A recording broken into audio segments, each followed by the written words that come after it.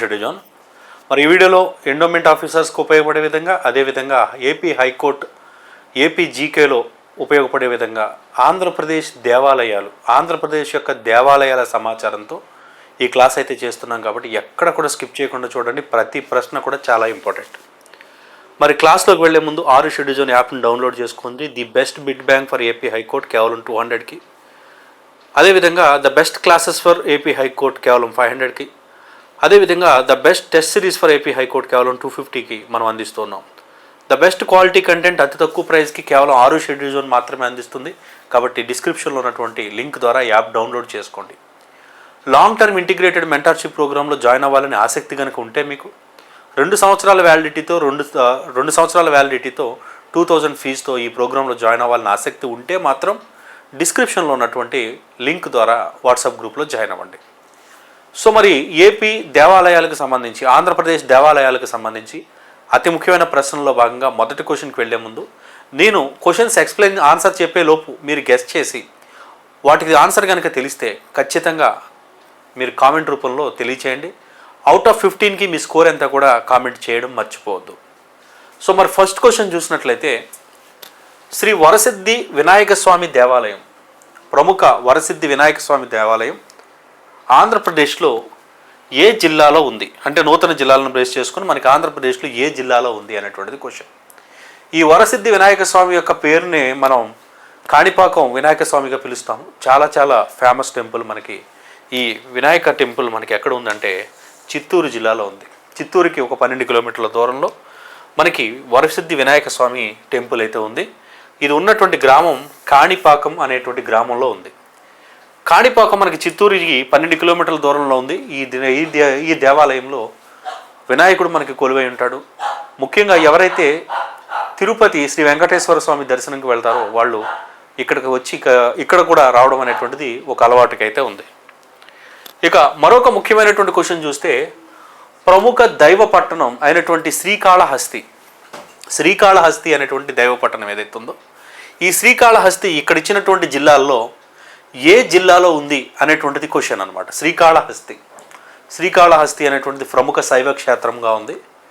మనకి ఏదైతే కన్నప్ప అనేటువంటి ఇన్సిడెంట్ ఉందో మనకి ఈ శ్రీకాళహస్తి టెంపుల్లోనే జరిగినట్టుగా చెప్తారు. ఇది ఎక్కడ ఉంది అంటే న్యూజిలాండ్లో ఉందని మాత్రం కామెంట్ చేయకండి. ఎక్కడ ఉంది శ్రీకాళహస్తి టెంపుల్ అంటే మనకి ప్రస్తుతం తిరుపతి జిల్లాలో ఈ ప్రముఖ శైవ క్షేత్రం అనేది ఉందన్నమాట. ప్రముఖ శైవ క్షేత్రమైనటువంటి శ్రీకాళహస్తి తిరుపతి జిల్లాలో ఉంది. ఈ యొక్క దేవాలయము స్వర్ణముఖి అనేటువంటి నదీ తీరంలో ఉందన్నమాట. మరి శ్రీకాళహస్తి దేనికి ఫేమస్ అంటే, మచిలీపట్నం దేనికి ఫేమస్, శ్రీకాళహస్తి కూడా అదే ఫేమస్. ఏంటంటే కలంకారీ వస్త్రాలు, అంటే వస్త్రాలపై కలంకారీ ప్రింట్ అనేటువంటిది మచిలీపట్నం మరియు శ్రీకాళహస్తి రెండు కూడా ఫేమస్. శ్రీకాళహస్తి కలంకారీ దుస్తులకు ఫేమస్ అనమాట. ఇక గుడిమల్లంలో అత్యంత పురాతనమైన శివలింగం, బహుశా ఇది భారతదేశంలోనే అత్యంత పురాతనమైనటువంటి శివలింగం అనమాట. అంటే లోకల్ కథలను బేస్ చేసుకుని అత్యంత పురాతనమైనటువంటి శివలింగం. ఒక విధంగా చెప్పాలంటే తిరుపతి కంటే కూడా ఎక్కువ ఫేమస్ అవ్వాల్సినటువంటి టెంపుల్ అని.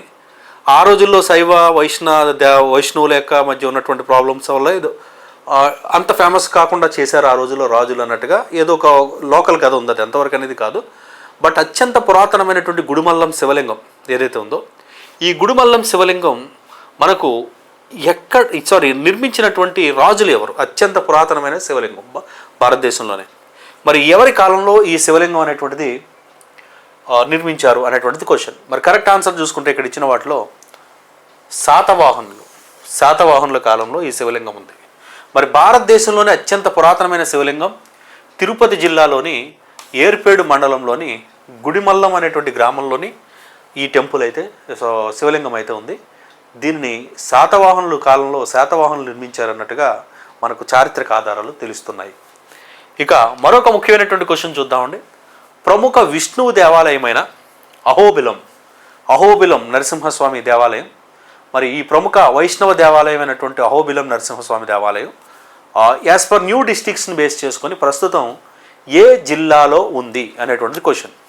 మరి ఇక్కడ ఇచ్చినటువంటి వాటిలో కరెక్ట్ ఆన్సర్ కనుక చూసుకుంటే నంద్యాల జిల్లాలో ఉంది. ప్రస్తుతం అహోబిలం నరసింహస్వామి దేవాలయం నంద్యాల జిల్లాలో ఉందన్నమాట. మరి వివరాలు చూసినట్లయితే మరి నవ నరసింహ దేవాలయం అయినటువంటి అహోబిలం నరసింహస్వామి దేవాలయం ఏదైతే ఉందో నూతన జిల్లాలను అనుసరించి మనకి ఎక్కడ ఉందంటే నంద్యాలలో ఉంది. మరి ఆంధ్రప్రదేశ్ రాష్ట్రంలో మహానంది వేరు, లేపాక్షి వేరు, సరిగా గుర్తుపెట్టుకోండి. మరి మహానంది ఆంధ్రప్రదేశ్ రాష్ట్రంలో ఏ జిల్లాలో ఉంది అనేటువంటిది క్వశ్చన్. మరి మహానందితో పాటుగా చుట్టూ నవనందులు అనేటువంటి ఉంటాయన్నమాట. మరి ఇక్కడ చూసుకున్నట్లయితే ఇక్కడ ఇచ్చినటువంటి జిల్లాల్లో ప్రస్తుతం నంద్యాలలో ఉంది. నంద్యాల ఇప్పుడు డిస్టిక్స్ వచ్చిన తర్వాత ప్రముఖ పుణ్యక్షేత్రాలు చాలా వరకు అహోబిలం కానీ, ఈ మహానంది కానీ, ఈవెన్ శ్రీశైలం కానీ ఇవన్నీ కూడా నంద్యాలలో పార్ట్స్గా మారాయి అనమాట. ఈ నంద్యాలలో ఉందన్నమాట. మరి మహానంది ఆంధ్రప్రదేశ్ రాష్ట్రంలో నంద్యాల జిల్లాలో ఉంది. ఇది నల్లమల అడవులకి తూర్పున ఉంటుందన్నమాట. ఇక్కడ మహానందేశ్వర ఆలయం ఉంది. ఈ ఆలయం చుట్టూ ఆల్రెడీ చెప్పుకున్నాం మనం, నవనందులుగా పిలువబడేటువంటి 9 నంది పుణ్యక్షేత్రాలు, నవనందులుగా పిలువబడేటువంటి 9 నంది పుణ్యక్షేత్రాలు కూడా ఇక్కడ ఉన్నాయన్నమాట. ఇక ప్రముఖ పుణ్యక్షేత్రమైనటువంటి శ్రీశైలం మల్లికార్జున స్వామి టెంపుల్ ఏదైతే ఉందో ప్రముఖ శైవ క్షేత్రము. ఈ శైవ క్షేత్రమైనటువంటి శ్రీశైలం ప్రస్తుతం ఇక్కడ ఇచ్చినటువంటి జిల్లాల్లో ఏ జిల్లాలో ఉంది? మరి ఇది కూడా నంద్యాల జిల్లా. మరి శ్రీశైలం ఆంధ్రప్రదేశ్ రాష్ట్రంలో నంద్యాల జిల్లాలో ఉన్నటువంటి ప్రముఖ శైవ క్షేత్రం. ఇది కూడా నల్లమల అడవుల్లో ఉంది. ఈ యొక్క టెంపుల్ యొక్క ఫేమస్ ఏంటంటే 12 జ్యోతిర్లింగాలుగా పిలువబడేటువంటి లింగాలలో ఇది ఒకటి అనమాట. ఇక్కడ మల్లికార్జున స్వామి బ్రహ్మరాంబ సమేతంగా ఇక్కడ కొలువై ఉంటాడు. ప్రముఖ శైవ క్షేత్రం. మనకి శివరాత్రి సమయంలో అత్యంత భక్తుల రద్దీతో కూడుకున్నటువంటి ప్రాంతం అన్నమాట. ఇక మరొక ముఖ్యమైనటువంటి క్వశ్చన్ చూసుకుంటే, తుంగభద్ర నదీ తీరాన ప్రముఖ టెంపుల్ రాఘవేంద్ర స్వామి మంత్రాలయం. మరి రాఘవేంద్ర స్వామి మంత్రాలయం టెంపుల్ ఎక్కడ, ఏ జిల్లాలో ప్రస్తుతం కొలువైంది అనేటువంటిది క్వశ్చన్ అనమాట. మరి రాఘవేంద్ర స్వామి మంత్రాలయం ప్రస్తుతం కర్నూలు జిల్లాలో ఉంది.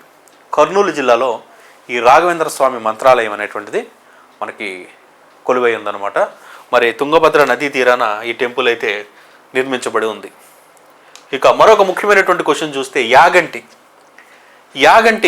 ప్రముఖ దైవక్షేత్రం.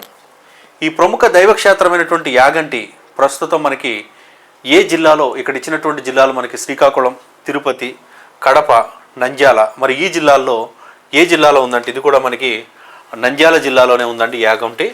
బ్రహ్మంగారు ఎవరైతే మనకు కాలజ్ఞానం చెప్పినటువంటి బ్రహ్మంగారు ఎవరైతే ఉన్నారో, బ్రహ్మంగారు నివసించినటువంటి బనగాలపల్లి ఏదైతే ఉందో ఆ బనగాలపల్లిలో ఉన్నటువంటి ప్రముఖ శైవ క్షేత్రమే ఈ యాగంటి.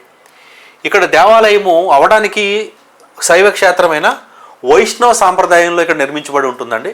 ఇక్కడ ప్రతిష్ఠించబడినటువంటి నంది ఏదైతే ఉందో నంది రోజు రోజుకు ఎత్తు పెరుగుతుందని ఒక నమ్మకం అనేటువంటిది ఉంది ఇక్కడ మనకి భక్తుల్లో.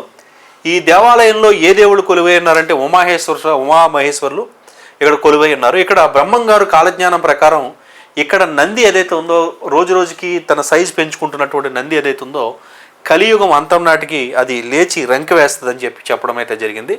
అగస్త్య మహర్షి శాపం వల్ల ఈ గ్రామంలో అగస్త్య మహా ఋషి ఎవరైతే ఉన్నారో ఆయన శపించారని, ఆయన శాపం వల్ల ఈ యొక్క ఊరిలో కాకులు రావు అని ఒక ప్రసిద్ధి ఉంది. మరి అది ఎంతవరకు అనేది తెలియాలి.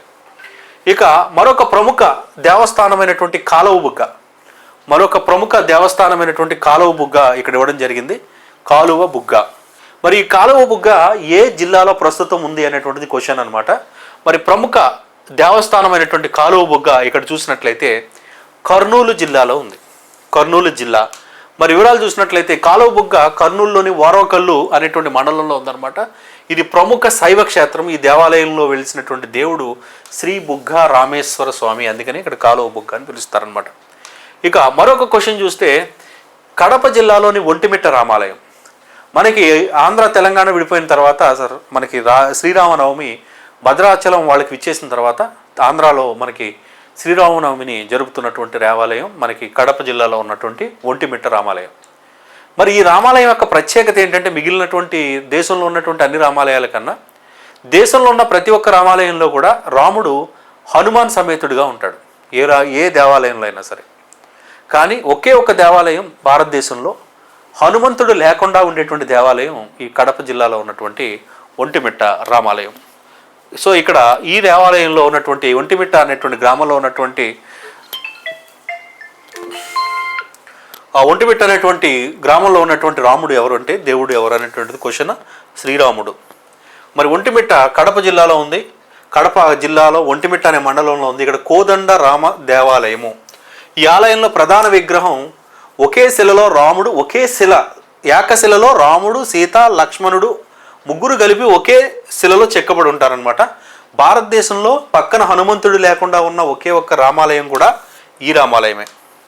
ఇక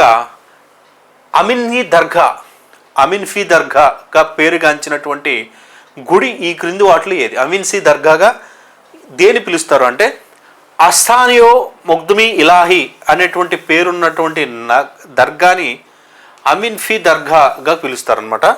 మరి వివరాలు చూసినట్లయితే అస్తనయో ముగ్దుమీ ఇలాహి నే అమీన్ షీర్ దర్గా, దీన్నే అమీన్ షీర్ దర్గా లేదా పెద్ద దర్గాగా అని పిలుస్తారు. ఇది దక్షిణ భారతదేశంలో ప్రసిద్ధి చెందినటువంటి దర్గాల్లో ఇది ఒకటి అనమాట. దీన్నే మనం దక్షిణ భారతదేశ అజ్మీర్ అని కూడా పిలుస్తారు. ఇది మనకి ప్రతి నెల కూడా ఉరుసు ఉత్సవం అనేటువంటిది ఇక్కడ ఖచ్చితంగా జరుగుతూ ఉంటుందన్నమాట. సౌత్లో మనకి అమిన్సీ దర్గా. ఇక ప్రముఖ గండి క్షేత్రం గండి హనుమాన్ టెంపుల్. గండి హనుమాన్ టెంపుల్గా పిలిచేటువంటి గండి అనేటువంటి క్షేత్రం ఏదైతే ఉందో హనుమంతుడి దేవాలయం ఇక్కడ ఉంటుందన్నమాట. ఇది ఏ జిల్లాలో ఉంది అనేటువంటిది క్వశ్చన్. మరి కరెక్ట్ ఆన్సర్ చూస్తే ఇక్కడ ఇచ్చిన వాటిలో కడప అనేటువంటిది సరైనటువంటి ఆన్సర్. మరి కడప జిల్లాలో గండి క్షేత్రం ఉంది. ఇక్కడ వీరాంజనేయ స్వామి కొలువై ఉంటాడు. ఇక్కడ పాపాగ్ని నది శేషాచల కొండ, పాపాగ్ని నది ఏదైతే ఉందో ఆ నది శేషాచల కొండను చీలుస్తూ ఉందన్నమాట. ఆ ప్రాంతంలో గంటి క్షేత్రం ఉంది. అక్కడ వీరాంజనేయ స్వామి టెంపుల్ అయితే ఉంది. ఇక లేపాక్షి ఏదైతే ఉందో లేపాక్షి ప్రస్తుతం ఏ జిల్లాలో ఉంది? ఆఫ్టర్ పార్షియేషన్ ఆఫ్ న్యూ డిస్ట్రిక్ట్స్ విడిపోయిన తర్వాత లేపాక్షి క్షేత్రం ఏదైతే ఉందో లేపాక్షి ఏ జిల్లాలో ఉంది అంటే ఇక్కడ ఇచ్చిన వాటిలో సత్యసాయి జిల్లాలో ఉందన్నమాట. మరి లేపాక్షి క్షేత్రము ఆంధ్రప్రదేశ్ రాష్ట్రంలో సత్యసాయి జిల్లాలో ప్రస్తుతం ఉంది. హిందూపురం ఏదైతే ఉందో బాలయ్యబాబుది అక్కడ 16 కిలోమీటర్ల దూరంలో ఇది ఉందన్నమాట. వీరభద్రస్వామి ఆలయం అనేటువంటిది ఇక్కడ ఫేమస్. ఇక శ్రీ తల్పగిరి రంగనాథ స్వామి దేవాలయం ఒక ప్రముఖమైనటువంటి వైష్ణవ దేవాలయంగా చెప్పుకోవచ్చు. ఇది ఏ జిల్లాలో ప్రస్తుతం ఉంది అనేటువంటిది క్వశ్చన్ అనమాట. ఏంటి ఇక్కడ one word answers, one word explanation ఉందని అనుకోవచ్చు. మనం హైకోర్టు ఉద్యోగాలకు ప్రిపేర్ అవుతున్నాం, అక్కడ ఇలాగే ఉంటాయి, సింపుల్గానే ఉంటాయి, ఏ జిల్లా ఎక్కడ ఏంటని. అంతే తప్ప మనం గ్రూప్ 2కి ప్రిపేర్ అయినట్టుగా పేజీలు application oriented match the following ఇట్లా అసెర్షన్ అండ్ రీజనింగ్ అంత అవసరం లేదు. అలా చేస్తే మీరు వెనక్కి సక్సెస్ ఎదురుంటే ముందుకు పరిగెడుతున్నట్టు కాకుండా వెనక్కి వెళ్తున్నట్టు అనమాట, వెనక్కి నడుస్తున్నట్టు ఉంటుంది. ఏ ఎగ్జామ్కి ఎంత ప్రిపేర్ అవ్వాలి, ఎలా ప్రిపేర్ అవ్వాలని తెలుసుకోవడం కూడా ప్రిపరేషన్లో ఒక భాగమే. అందుకని మనం ఇక్కడ సింపుల్గా ఇట్లానే గుర్తుపెట్టుకుంటే సరిపోతుంది అనమాట. సో మరి శ్రీ తల్పగిరి రంగనాథ స్వామి ఆలయం మనకి నెల్లూరు జిల్లా, పొట్టి శ్రీరాములు నెల్లూరు జిల్లాలో ఇది ఉందన్నమాట. రంగనాథ స్వామిని విష్ణువు రూపంగా కొలుస్తారు. రంగనాయకమును లక్ష్మీదేవిగా మనకి వాళ్ళు కొలుస్తారనమాట. భారతదేశంలో గల 3 రంగనాథ స్వాముల ఆలయాలు ఉన్నాయి. ఆ 3టిలో మనకి తల్పగిరి ఒకటి. ఇక చివరి క్వశ్చన్ ఈరోజు క్లాస్కి సంబంధించి చూసుకుంటే ప్రముఖ పర్యాటక ప్రాంతమైనటువంటి త్రిపురాంతకం అనేటువంటిది ప్రముఖ పర్యాటక కేంద్రం అండి. మనకి ఈ త్రిపురాంతకం ఏ జిల్లాలో ఉంది అనేటువంటిది క్వశ్చన్ అనమాట. మరి ఇక్కడ త్రిపురాంతకం చూసుకున్నట్లయితే ప్రకాశం జిల్లాలో ఈ త్రిపురాంతకం అనేటువంటిది ఉంది. మరి త్రిపురాంతకం ప్రకాశం జిల్లాలో ఉన్నటువంటి ఒక గ్రామం అనమాట. మార్కాపురం అనే పట్టణానికి 42 కిలోమీటర్లో ఉంది. ఇక్కడ ఒక ప్రముఖ దేవాలయం ఉంది. ఆ దేవాలయంలో బాలా త్రిపుర సుందరి అనేటువంటి దేవత కొలువై ఉంటుంది. ఇక్కడ ప్రముఖ పర్యాటకులు, అదేవిధంగా ప్రముఖంగా పర్యాటకులు, భక్తులు ఈ దేవాలయానికి ఎక్కువగా విజిట్ చేస్తూ ఉంటారు. ఇవి ముఖ్యమైనటువంటి దేవాలయాల సమాచారం పార్ట్ 1. ఇలాంటి క్లాసెస్ దేవాలయాల సమాచారానికి సంబంధించి 4 క్లాసెస్ ఉంటాయి. 4గిట్లో దాదాపు 70-80 దేవాలయాలను మనం కవర్ చేస్తాం. ఫైనల్గా కంప్లీట్ ఇన్ఫర్మేషన్ మీకు అయితే లభిస్తుంది అనమాట. ఈ క్లాస్ మీకు ఉపయోగపడిందంటే ఖచ్చితంగా మన వీడియోని షేర్ చేసి, లైక్ చేసి, సబ్స్క్రైబ్ చేయండి. అదేవిధంగా మన యాప్ డౌన్లోడ్ చేసుకోండి. మెంటార్షిప్లో జాయిన్ అవ్వాలని ఆసక్తి ఉంటే మాత్రం డిస్క్రిప్షన్లో లింక్ ద్వారా వాట్సాప్ గ్రూప్లో జాయిన్ అవ్వండి. Thank you.